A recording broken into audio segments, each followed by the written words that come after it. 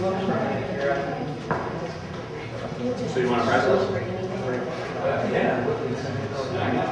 I didn't put labels. I was thinking scratching.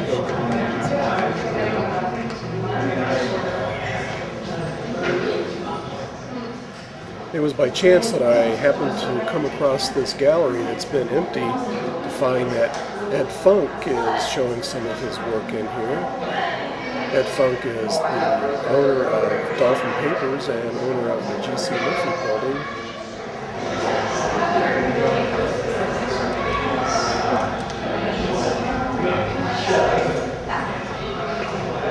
I'll do that too.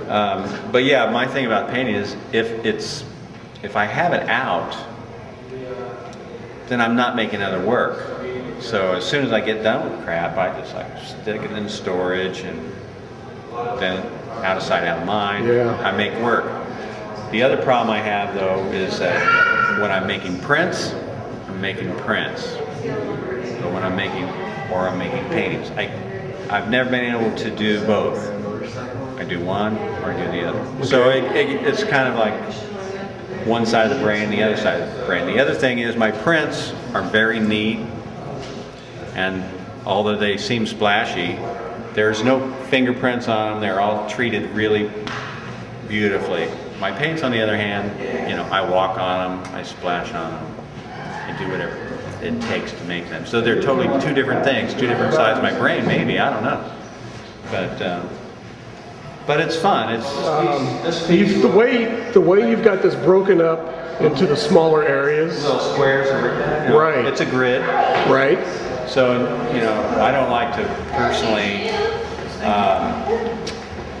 I don't like to use a projector, but I'm not against creating a grid using a photograph. So that's what I did. I created a grid, I created a photograph from a photograph, and I drew it in there with a brush, whatever. But in order to keep it going, I mean, this is similar to a Chuck Close idea, right? Exactly. That's what made me wonder about it. But you know, I didn't keep going. At a certain point, It's not that photorealism. I'm that not he looking does. for realism, and I'm not. But even his new stuff, you know, since '88 when he was disabled, his new stuff is not realistic, but it's dynamic Right. and in your face and beautiful. I like the idea, but he doesn't own the grid.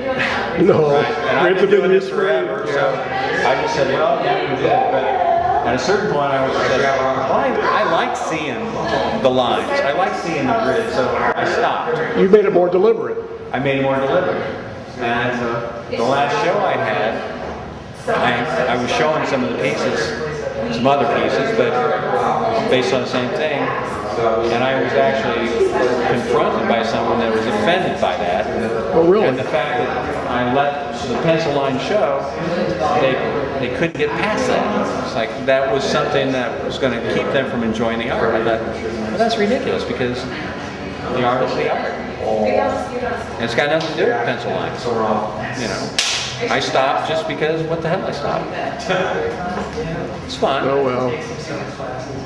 So that's it, but this is actually created as a triptych. There's another panel, Oh, there is. but I didn't want to, over here on this side, but I didn't want to crowd the room, and I wanted to show some prints. Okay.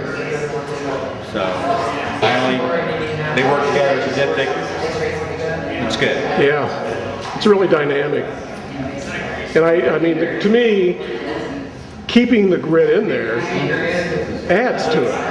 I am in agreement with you. I think that's true too.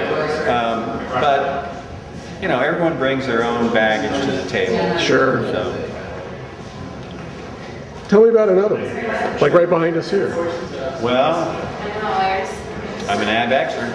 What am I supposed to say? That's what I am. Who's been your major influences? Joan Mitchell. Okay. That was a pretty quick, simple answer. She's my favorite. Nothing wrong with that. I love Joan. But yeah. But you know, I do lots of stuff. I mean, throw a portrait in there. You know, this actually very similar to Joan Mitchell in many ways. But I don't feel like it's got It's not feminine. You know, I always get, as powerful as her work is, I'm always drawn to it because of her, you know, she's a woman, and yeah, I can feel that coming through. And I'm attracted to lots of women painters, like,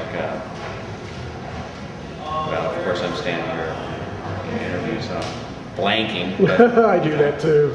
But yeah, Elizabeth Murray is one of my favorite, with the shaped canvases and the beautiful color and the brush making. I mean, fantastic work. So, yeah, art. I'm an addict. There you go.